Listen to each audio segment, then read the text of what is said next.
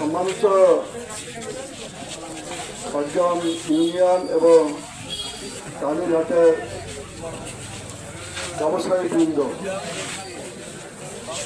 আমি বক্তব্য দিব না। প্রায় 17 বছর যাবৎ,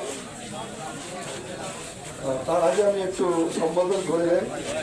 আজকের এই পথসভার সম্মানিত সভাপতি নুরুল ইসলাম, আমাদের মাঝে উপস্থিত আছেন চট্টগ্রাম উপজেলা বিএনপির 21 সময়ের কান্ডারি শ্রদ্ধাপতি বড় ভাই সিনিয়র যুগ্ম আহ্বায়ক আলাস শফিকুর রহমান ভাই, শ্রীধন্য